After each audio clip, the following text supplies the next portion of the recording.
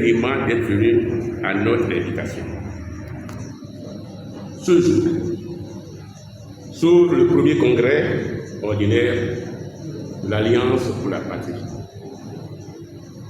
Vous vous rappelez, le 7 janvier 2021, après le 29 janvier, s'est tenu à Cotonou, au centre Kodiak, l'Assemblée générale constitutive de l'Alliance pour la patrie. Cela fait aujourd'hui un peu plus de 3 ans. En réalité, si cette Assemblée a donné naissance à notre alliance, elle n'en a jeté que les bases, les objectifs et fixé les orientations. L'actuel premier congrès ordinaire de l'histoire du code de l'APP peut être considéré à juste titre comme l'assise de consolidation, de structuration et d'organisation de l'Alliance pour la patrie et constitue donc partie intégrante des instances constitutives de l'Alliance. Quel est le contexte international général d'aujourd'hui? Mesdames et messieurs, camarades et amis, depuis 2020, le monde entier est entré dans une grave crise mondiale. Crise non seulement économique, mais aussi politique, militaire, etc. L'humanité est entrée de plein pied dans un bouleversement jamais connu jusque-là. Les éléments de ce bouleversement, chacun peut le voir bien. C'est d'abord Covid-19, qui a été imposé par les laboratoires des universités du monde, et ensuite le déclenchement en février 2022, la guerre de l'Ukraine. Guerre qui n'est qu'une légitime défense d'un pays, la Russie, qui a agressé jusqu'à ses frontières par l'OTAN. La Russie était encore en légitime défense contre une agression constante jusqu'à ses frontières. Déjà en 2022, voici l'analyse qu'une organisation alliée dans l'alliance de l'APP affecte de la situation actuelle. Dans une déclaration en date du 22 et en date du 15 juillet 2022. Cette déclaration dit ceci en substance. Nous assistons au basculement de la domination millénaire de l'Occident judéo-chrétien vers l'Orient et le monde africain. Plus particulièrement, l'humanité assiste au passage de témoin entre la superpuissance américaine, déclinante mais encore dominante, leader du monde occidental, à l'autre superpuissance, la Chine, aspirante leader du monde occidental. Jusque-là, le passage de témoin de superpuissance dominante à une autre s'est effectué au sein d'un même système de valeurs idéologiques, culturelles et religieuses. Autrement dit, toujours au sein du monde judéo-chrétien. Ce qui est spécifique au changement actuel, c'est que nous assistons pour la première fois au passage de témoins d'une superpuissance à base idéologique et culturelle judéo-chrétienne à une autre superpuissance qui n'a pas ça, la Chine. Et nous allons assister probablement aussi à la chute des institutions et valeurs judéo-chrétiennes dans le monde face à ça.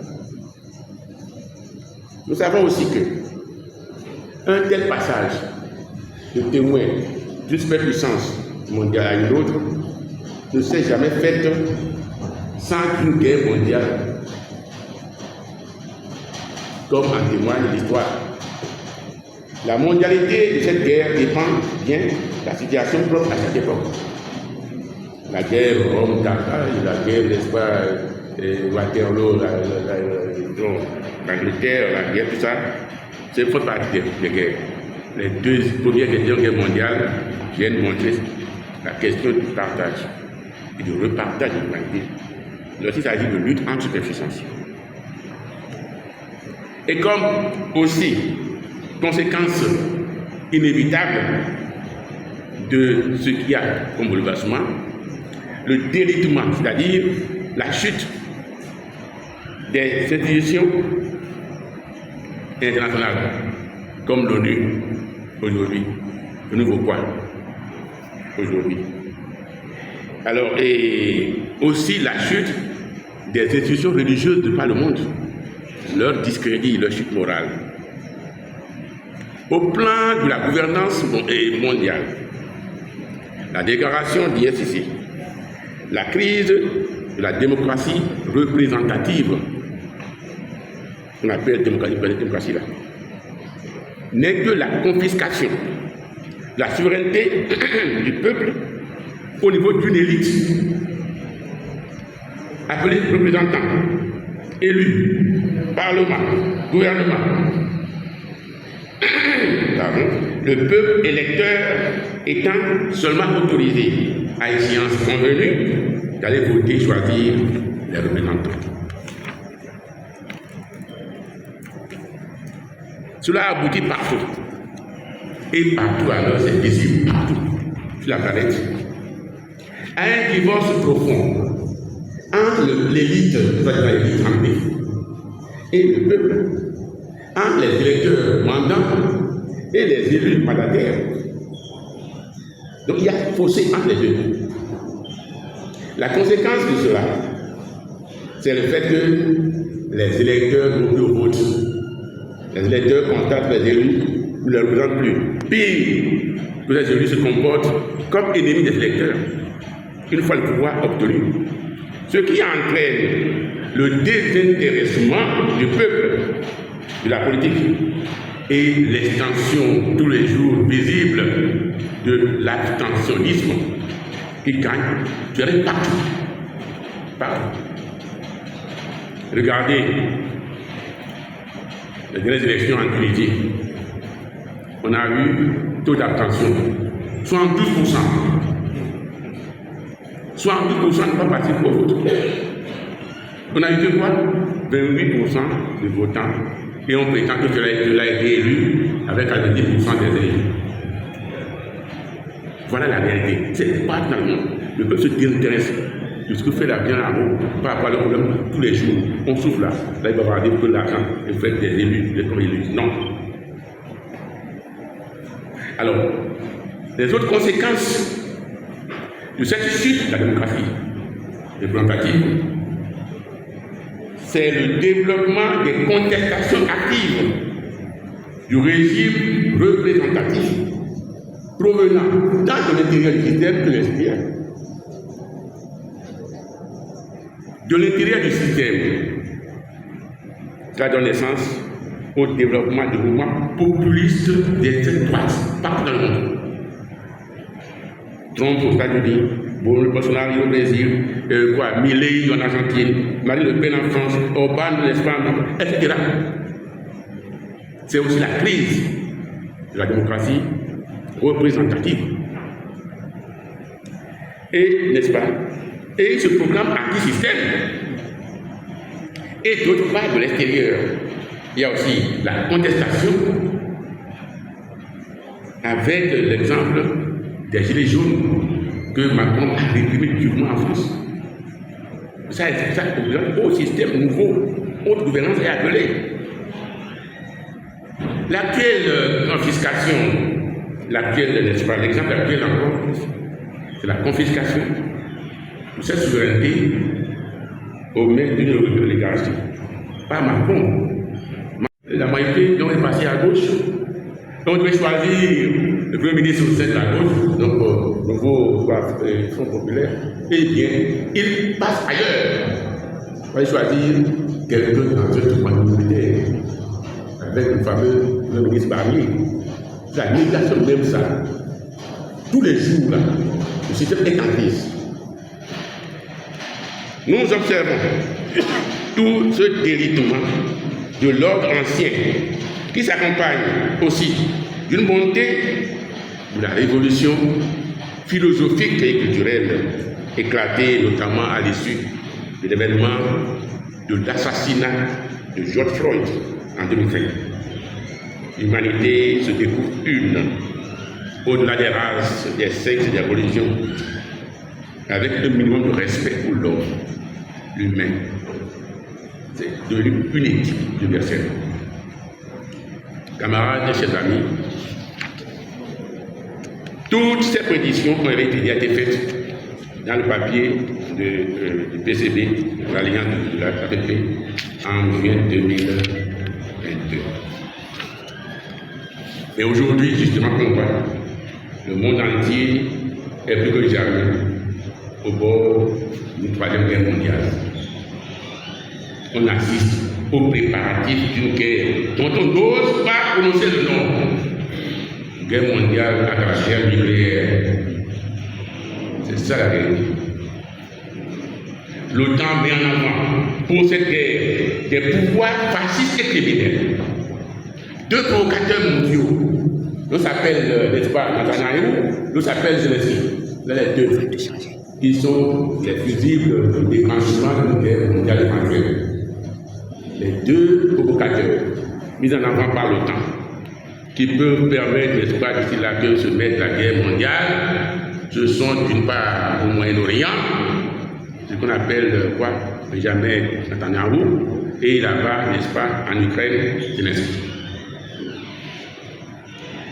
En Israël, le pouvoir d'extrême droite de Netanyahu, avec tout le soutien de l'arsenal militaire, politique et économique des États-Unis d'Amérique et de l'Union européenne, qu'on met, et c'est sous les yeux de tout le monde, la France passe tous les jours, des crimes contre génocide contre l'humanité.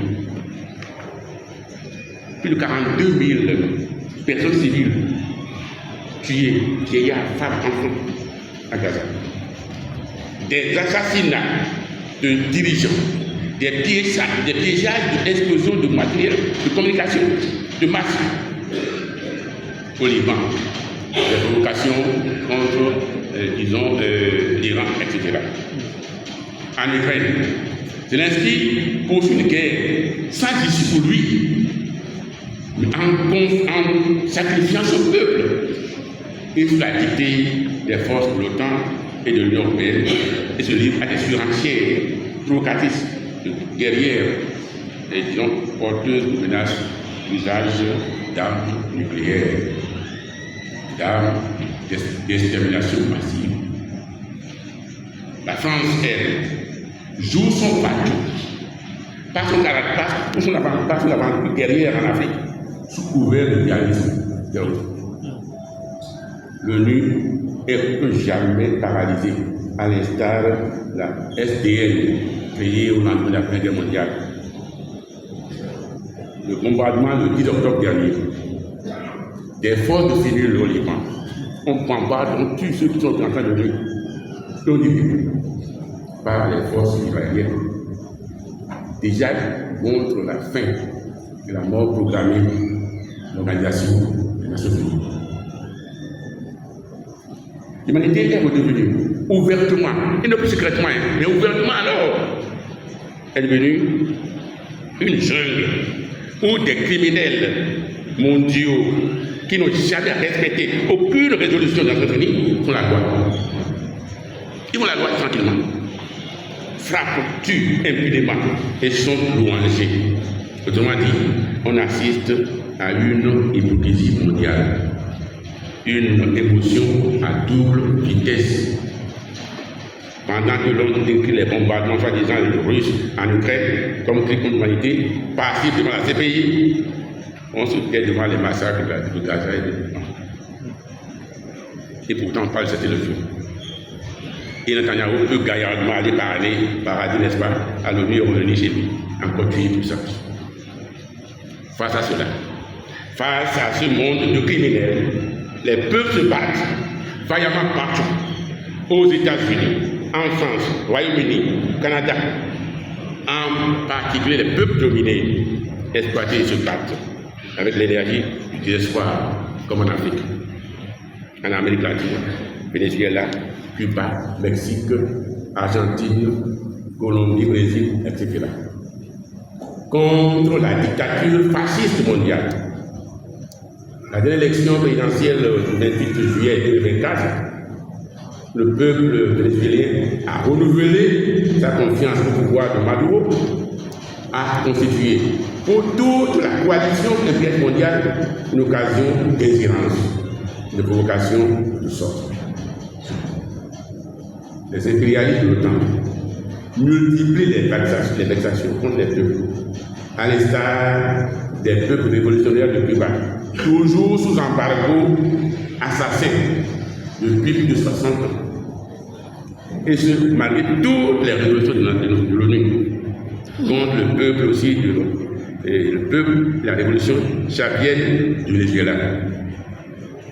Je viens ici, au nom de l'Alliance, par la présente occasion, élever une vive protestation contre ces agressions barbares et demander la levée immédiate de ces sanctions inhumaines.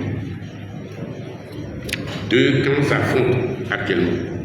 D'une part, le camp de l'OTAN, avec toutes ses politiques de soumission et d'agression contre les peuples, et de l'autre, le camp des BRICS, qui globalement, avec des pouvoirs autocratiques, des pouvoirs patriotiques, se place en défenseur des peuples. Pendant que les éléments du groupe de l'OTAN sont en crise, les autres globalement montent en puissance. Aujourd'hui, une notion n'est plus à négliger, la notion du Sud global et du Nord global. Des notions qui ne regroupent pas toujours des réalités géographiques. Par exemple, l'Australie, la Nouvelle-Zélande se trouve au sud de l'hémisphère, mais pourtant appartient au nord, etc. Donc, aujourd'hui, le Sud global englobe en fait des États qui sont soit sous domination et exploitation impérialiste, ou qui se sont libérés. Ainsi comptons la Chine, comme la Russie, dans le Sud global. En résumé, le monde est en crise. Notre gouvernance est appelée. Alors, le cas de l'Afrique.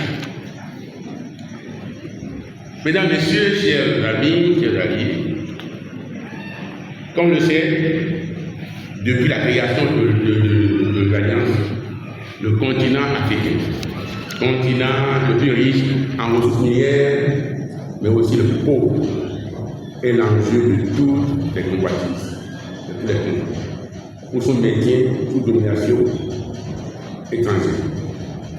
Des complots quotidiens pour la destruction de la population humaine africaine se trament dans les laboratoires impérialistes pour la création de virus et pour l'invasion des vaccins mortifères. Le dernier en date, s'il vous plaît, celui de la variole dite du singe, donne à réfléchir. Voilà une maladie, à peine déclenchée. Donc on a déjà découvert un vaccin, une maladie qui est à peine découverte. On découvre un vaccin. Alors qu'il fallait au départ, pour valider un vaccin, au moins 4 ans de précaution d'expérience. Pour qu'on dise que c'est validé. Non. On découvre la maladie, en même temps on a déjà découvert la variole qui pardonne le vaccin, on dit on envoie ça pour se faire vacciner en Afrique. C'est un crime. Je vous dis, c'est un crime. Et j'ai appris que notre gouvernance a réussi à prendre ça. Vous imaginez? C'est dire que le vaccin préexiste à la maladie. Le vaccin est déjà là, avant que la maladie vienne. Et c'est pour l'Afrique ça. Car pour un vaccin, il faut au moins 4 ans de précaution, d'expérimentation pour voir, avant de valider. Ici maintenant, là, la maladie est à peine déclarée. Déjà on trouve des vaccins déjà qui sont acheminés par ces pays-là. C'est pour nous tuer simplement, il n'y a pas autre moyen. Je dis bien, méfiez-vous de toutes les vaccinations aujourd'hui dans notre pays. Non.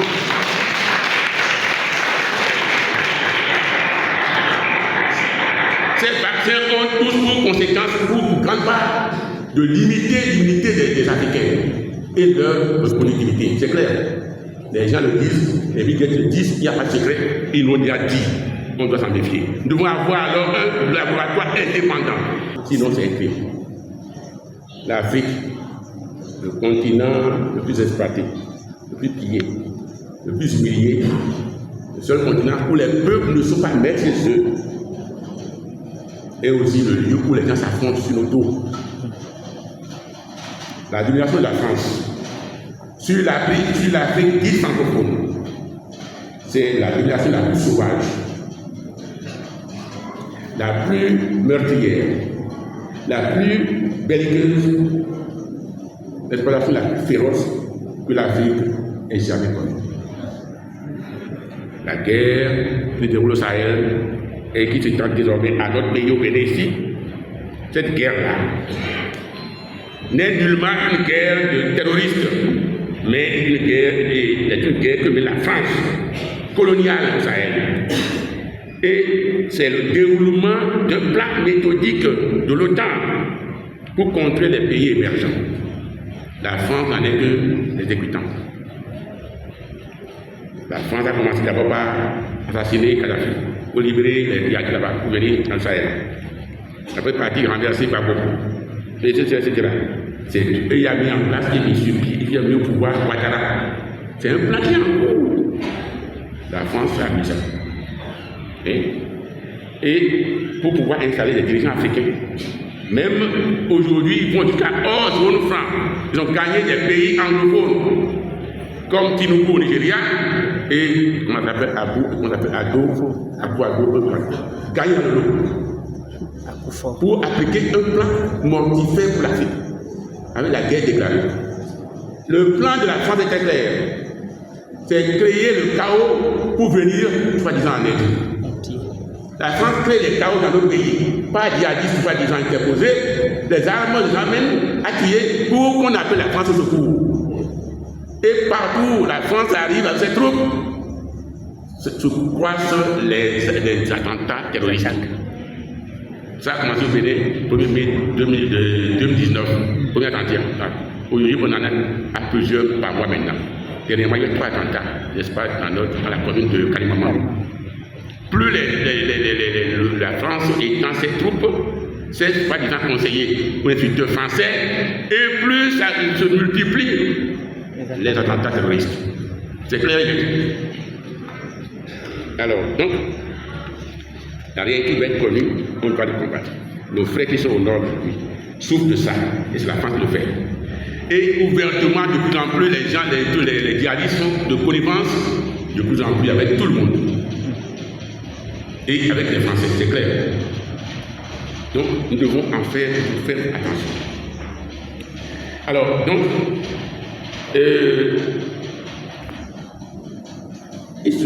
en Afrique, mesdames, messieurs, depuis 2021, une révolution patriotique est en cours avec le Sahel. Cela consécutif à des coups d'État militaires. Cela a commencé avec le Mali en 2021, s'est étendu au Burkina Faso en 2022, puis enfin au Niger en 2023. Comme on le sait, un coup d'État, c'est-à-dire un putsch, est une opération militaire se déroulant en dehors et sans l'intervention du peuple.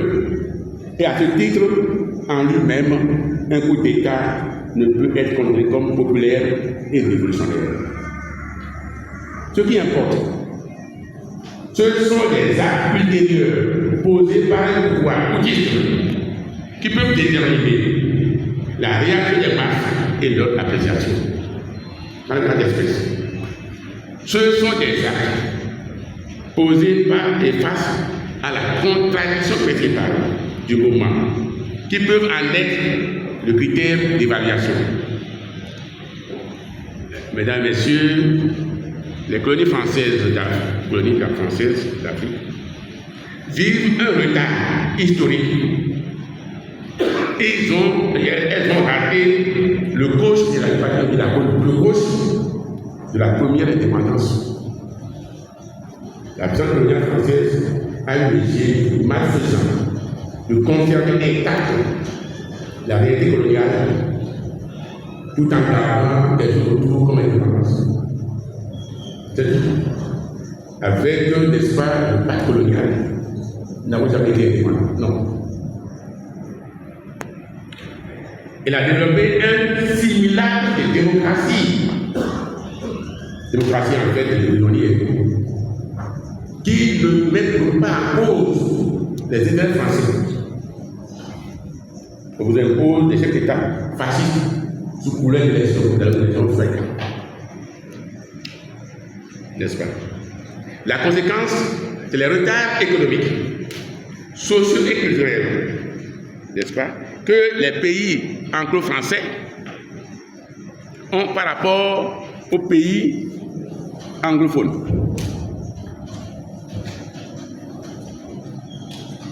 Donc, la contradiction actuelle principale, c'est celle qui oppose l'impérialisme colonial français au peuple de ces pays.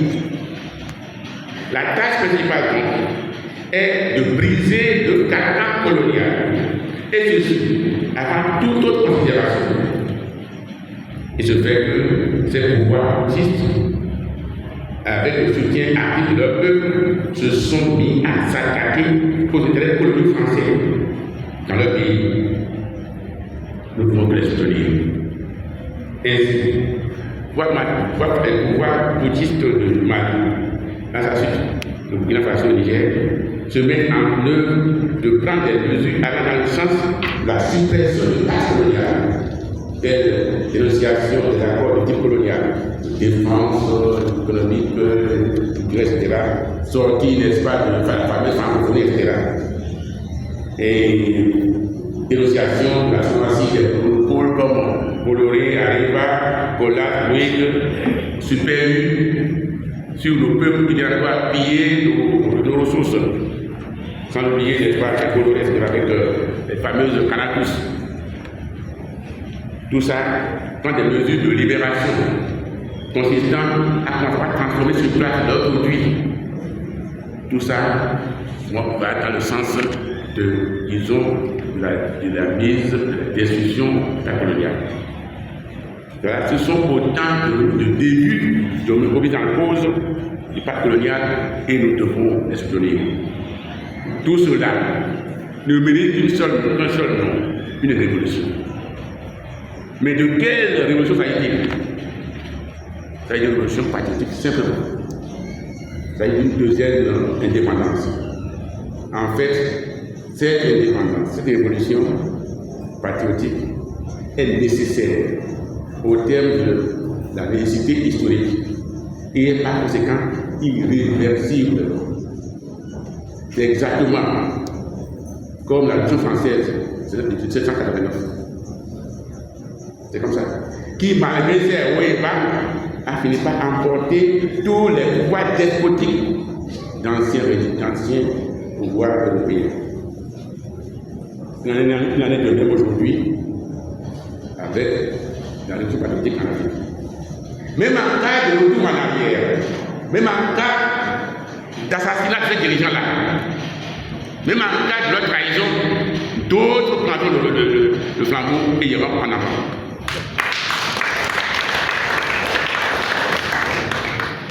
C'est dire que la fin de l'Empire qui au vu de mourir, sa fin est proche. Et c'est irréversible. Ce sont ces analyses qui fondent nos analyses. C'est pour cela qu'une appréciation différenciée a été faite par rapport aux putsch qui ont eu lieu au Gabon et en Guinée, qui eux sont des putsch coloniaux qui ont été dirigeants par la France coloniale. L'Alliance pour le pacte de la patrie a donc eu à soutenir ces pouvoirs du Sahel en tant que pouvoir patriotique, car il réalise sous nos yeux, avec peut-être du tâtonnement, qu'il y a guerre chez eux. Ce que nous voulons faire au Bénin. Ils réalisent nos yeux avec tâtonnement le programme patriotique qui fait la trame de l'existence de l'Alliance pour la patrie. Tous ceux qui, au nom soi-disant de droit de l'homme, s'allient aux impériaux français aujourd'hui, dans leur guerre de domination contre ces peuples, contre ces pouvoirs, font fausse route et seront jetés à la poubelle de l'histoire.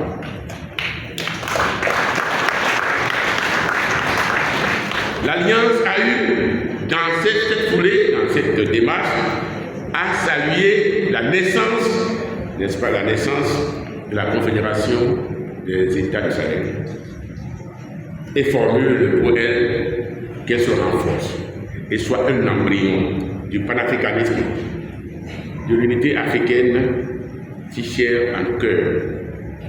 Chers amis, chers invités, chers camarades, dès le 6 avril 2016, le président Talon, qui est arrivé au pouvoir, s'est mis en œuvre et n'a pas forcé de charge au plan économique de transformer par des lois et règlements tout le patrimoine national en propriété privée, où tous les secteurs productifs sont accaparés par Talon et son groupe à travers des privatisations sauvages de l'entreprise, des marchés de gré à gré illégaux, des emprunts obligataires parfourés effectués dans l'opacité totale. Il prit à cet effet des mesures législatives et réglementaires pour légaliser ce pillage et veulent jamais réalisé dans notre pays. Au plan social, Talon réduisit la population, tant de l'administration que du privé, à un ensemble de producteurs à sa solde. Des ouvriers chargés de produire des profits à la machine capitaliste Talon. Des producteurs privés de tous les droits élémentaires d'association, de grève et affamés, accablés par des taxes et impôts divers. Et pour protéger tous empires financiers acquis sur le dos et contre le peuple, il s'est mis d'édifier une armature juridique pour sécuriser les normes du temps volé.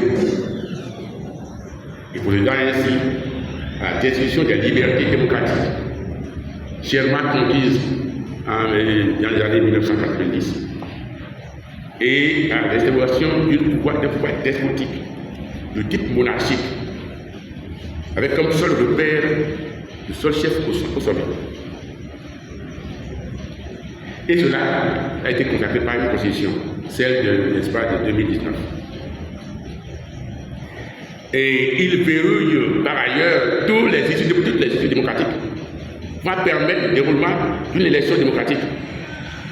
N'est-ce pas? C'est ainsi qu'ils ont pu voter le fameux code électoral qui transforme en fait le pays en un parti unique, désormais. Alors, donc, le pouvoir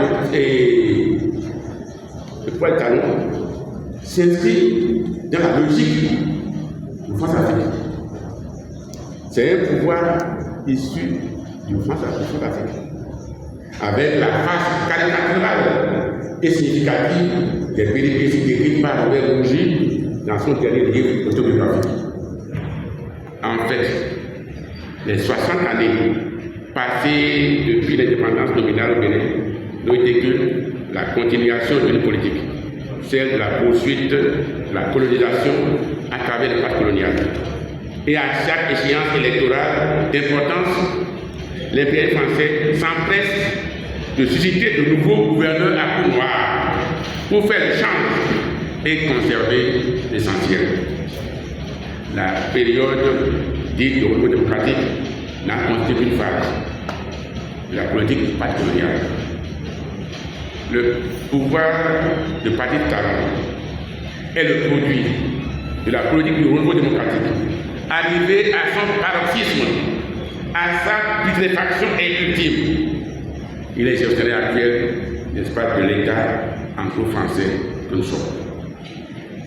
Aujourd'hui, notre pays, le Bénin, est dans l'abîme. Le premier verrou à sauter d'abord, c'est de sauter sur le verrou, c'est de se lever pour supprimer l'anglo-français, qui est notre parti, et restaurer le pays de Bianzé, Sakayelima, Bioguera, Kaba, en tant qu'État souverain. Telle est la base de l'existence de l'Alliance pour la patrie.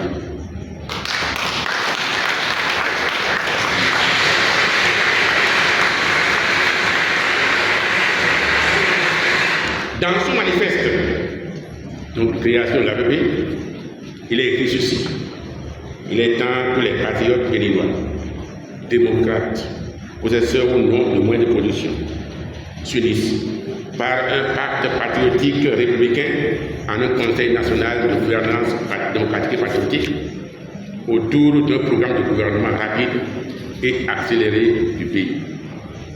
L'objectif général de ce programme pouvant se résumer en la suppression du pacte colonial et l'édification d'une économie développée, indépendante et épanouie, se traduisant par le mot d'ordre produire ce que nous consommons et consommons ce que nous produisons.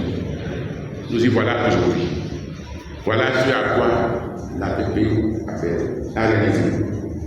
Le contenu du programme patriotique que nous avons présenté au nom de l'Alliance en conférence publique le 6 juillet 2024 sous le thème « Par quelle voie remplacer la gouvernance actuelle ?»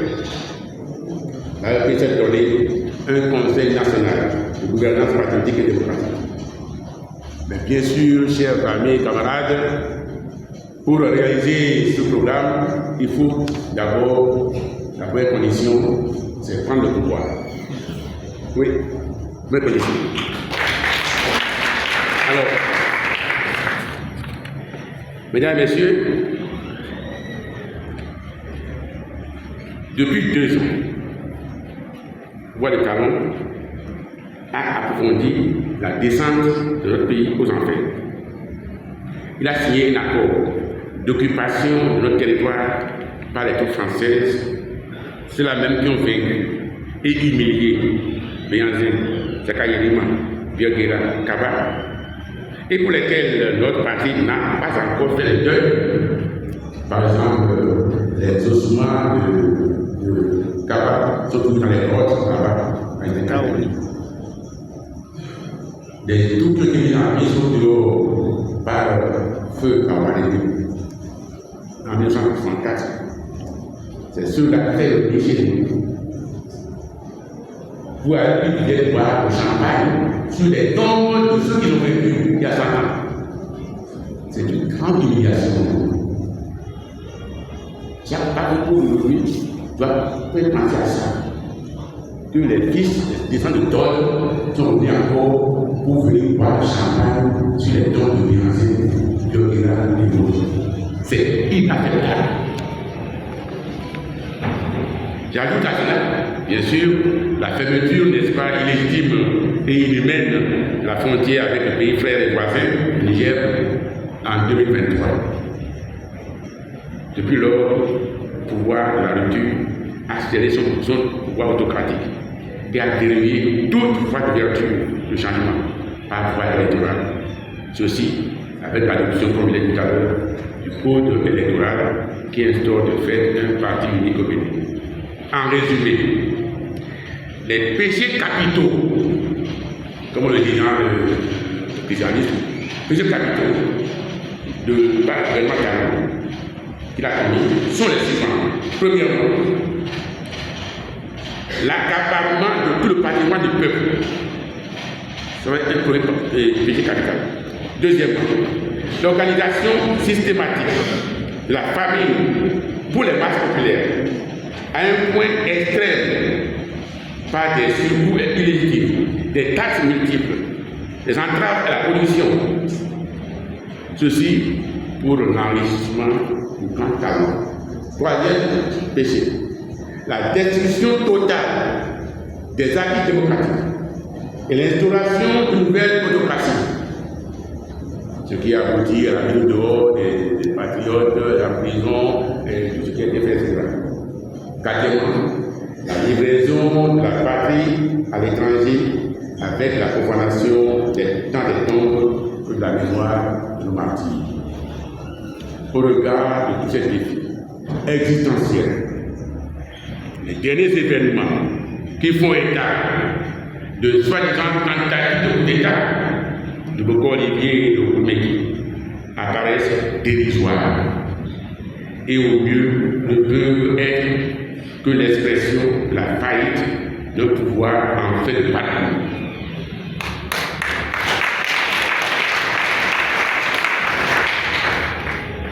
Donc, je répète ça. Les derniers événements avec l'affaire dite de coup d'État de Boko-Olivier et Oumeki apparaissent dérisoires et au mieux ne peuvent être que l'expression de la faillite d'un pouvoir en fait de parcours. Nous devons éviter de donner à des manœuvres de diversion. Voilà le système, voilà tout ça, voilà tout le système qu'il faut pareil. Comme on le disait en conclusion dans l'exposé de programme, dans l'exposé de Sylvie dernier, il y a ceci. Face à la famille qui tenaille toutes les familles, face à la faim qui tenaille toutes les familles, à l'exception peut-être de plus grand autour du Cameroun, face à la destruction totale des libertés, avec des citoyens arrêtés, enlevés, kidnappés, menacés dans leur vie, des citoyens en exil et en prison pour leurs opinions politiques, face aux défis sécuritaires de l'organisation systématique de l'assassinat de nos populations et forces de défense par les terroristes actifs avec la complicité active des séducteurs français. Face à cette situation faite de tous les dangers, face à tout cela, un véritable défi se pose au peuple béninois. Ensemble, nous devons nous organiser de multiples manières. Refuser l'inacceptable. Il s'agit d'une question de vie, de survie ou de mort. Nous devons nous lever, quels que soient les sacrifices, pour vaincre ce grand obstacle, l'un des plus grands que notre pays ait jamais à affronter depuis 60 ans. Ceci pour faire honneur aux héros bienfaits. Pour faire honneur à nos héros qui se sont battus au prix de leur sang. Ensemble, rien n'est impossible au peuple. Enfants de debout, merci.